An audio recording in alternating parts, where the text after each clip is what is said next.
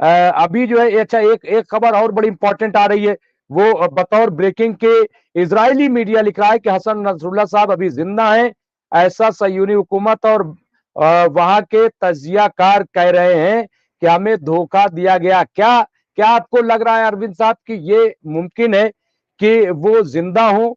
क्या वॉर में इस तरह की चीजें हो जाती हैं? नंबर एक, क्योंकि बहुत सारी तस्वीरें आई थी। और नंबर दो ये कि अगर जंग होती है, जिस तरह का सवाल खड़ा हो गया है, एक तरफ ईरान एक तरफ इजराइल, तो ये मुस्लिम ममालिक का रुख क्या होगा? तेजावत साहब। आपके दो प्रश्न हैं, शुरुआत से दो सवाल हैं, उनका एक एक करके मैं उत्तर देता हूं। पहला, आपने ये कहा कि वहां इजरायली मीडिया में ये खबर आ रही है कि हसन नसरुल्लाह साहब वो हैं, वो जीवित हैं या जिंदा हैं। तो हमें पहले ये देखना पड़ेगा कि जो खबरों के जो सोर्स हैं वो कितने रिलायबल हैं और वो किस आधार पर कह रहे हैं। उसी के बाद में मुझे लगता है कि कोई टिप्पणी करना ठीक होगा।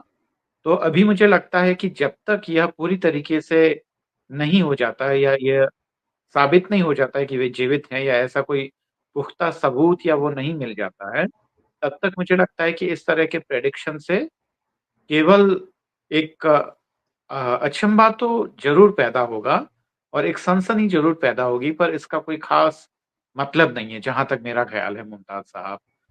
और दूसरा ये है कि क्या आपका जो दूसरा सवाल था कि क्या ये युद्ध और भड़केगा तो वह कैसा होगा, ये लड़ाई और उसका रूप क्या होगा? तो मुझे लगता है कि जो भी कोई लड़ाइयाँ होती हैं, उसमें पहले से ही कोई प्रेडिक्शन का भी कोई ख़ास मतलब नहीं होता है, जब तक कि वह हालत आ ना जाए। क्योंकि युद्ध में या लड़ाई में हालात इतने तेज़ी से बदलते हैं कि उसको प्रेडिक्ट करना या उसका अंदाज़ लगाना कुछ भी ठीक नहीं है। इसलिए जो नहीं हुआ है, मुझे लगता है कि उसके लिए हमें कुछ ख़ास टिप्पणी करना ठीक नहीं रहेगा।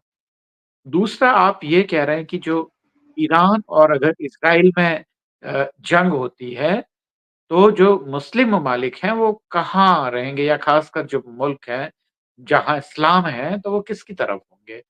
तो इसमें अलग-अलग तरीके की पॉलिटिक्स हैं, जो ईरान और इज़राइल के बीच में जो हो रहा है, उसमें ईरान के साथ कितने होंगे और इज़राइल के साथ कितने होंगे, ये भी सवाल है। तो दरअसल अरब और इज़राइल के बीच में जो इससे पहले की जो लड़ाइयाँ हुई हैं, उसमें इजिप्ट पहले से ही बहुत कुछ खो चुका है और अब इजिप्ट एक और कोई खतरा मोल लेने की कोई वह ज़रूरत महसूस नहीं कर रहा और ना वो चाहेगा।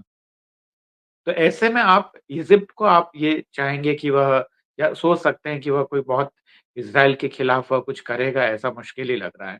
यहाँ तक कि जब गाज़ा पट्टी में भी जब इज़राइल बम्बार्डमेंट कर रहा था या वहाँ के लोगों को मार रहा था, तो इजिप्ट ने हद से ज़्यादा ये किया था कि वहाँ के लोगों को एक आसान रास्ता दे दिया था कि अगर आप इधर आना चाहें तो आ सकते हैं। तो बॉर्डर्स इतने वो उन्होंने टाइट नहीं रखे थे। एक तो यह चीज़ हमें देखनी पड़ेगी। बाकी जितने जो दूसरे मुल्क हैं, उसमें मुझे नहीं लगता कि तुर्की वग़ैरह वो भी कोई बहुत ज़्यादा करेगा क्योंकि उसके अपने फ़ायदे हैं और वह कितना बढ़ता है वो वहाँ की इंटरनल पॉलिटिक्स और वहाँ के पॉलिटिशियंस पे भी डिपेंड करेगा। क्योंकि अर्दोगान जिस तरीके से इस बीच में जो स्टैंड ले रहे हैं, उससे लग नहीं रहा है कि वो खुलकर वह जहाँ तक ज़ुबानी जमा खर्च करने का बात है, वहाँ तक तो ठीक है पर उसके आगे कोई बढ़ेगा इसका मुझे मुश्किल लग रहा है। और एक ये है कि जो जितने भी मुस्लिम मुल्क हैं उनके बीच में भी दरअसल कुछ इंटरनल इश्यूज़ हैं, ख़ासकर वहाँ की लीडरशिप को लेकर बहुत सारी चीज़ें हैं। तो ऐसे में वो यूनाइट होके कुछ इज़राइल के लिए कुछ कर पाएँगे, ये मुश्किल लग रहा है। इस बीच में एक ये खबर आ रही है, ये कितनी पुख्ता खबर है ये तो नहीं मालूम है, पर अब सुनने में आया है कि भारत ने जो यूनाइटेड नेशंस जो है, उसमें जो वहाँ से जो टुकड़ी जाती है ख़ासकर जो लेबनान में वहाँ के शरणार्थियों की मदद करने के लिए और ख़ासकर इज़राइल के खिलाफ, तो उसमें भारत ने अपनी कंसेंट दे दी है, अपनी सहमति दे दी है। तो अब जो इंडियन सोल्जर्स हैं, ठीक है। वो भी वहाँ लेबनान में जाएँगे। तो एक ये खबर है, पर ये कितनी पुख्ता है, यह हमें देखना पड़ेगा। अ, फिर लौटूंगा और तेजावत साहब जुड़े हो। तेजावत साहब, जिस तरह से रोमान हाशमी साहब बता रहे थे और अभी एक साहब का बयान था कि साहब ईरान ने साफ कर दिया है कि आप कोई भी डिफेंस सिस्टम दीजिए, लेकिन हमारे पास ऐसे मिसाइल हैं कि उन्हें कोई डिफेंस नहीं कर पाएगा। तो आपको क्या लग रहा है कि क्या वाकई ये जंग बढ़ेगी? और बढ़ने के बाद ये जो रुमान हाशमी साहब कह रहे थे कि ग्रेटर इजराइल की तरफ ये बढ़ रहे हैं, तो फिर क्या ये ग्रेटर इजराइल की तरफ ये मामला जो है वो बढ़ते जाएंगे और जंग रुकने वाली नहीं है, फिर ये समझा जाए?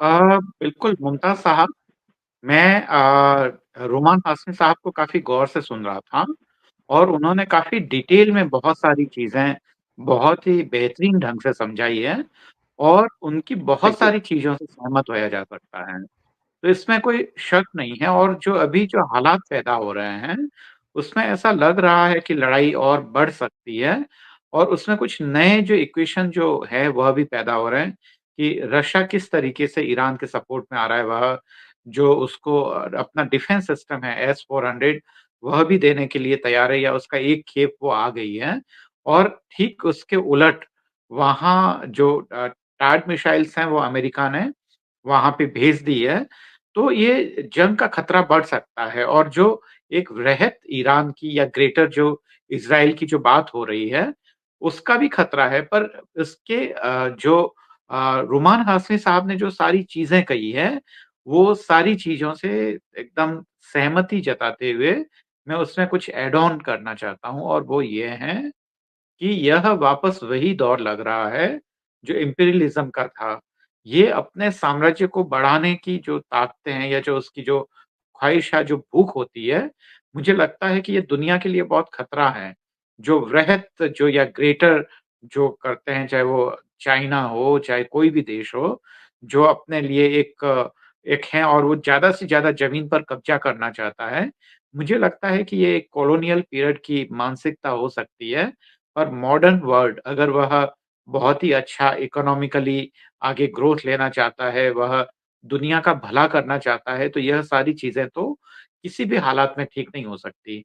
और सबसे मज़ेदार बात ये है कि ये इन जो पढ़े-लिखे जो नेशंस हैं, उनकी अवाम ये समझ रही है।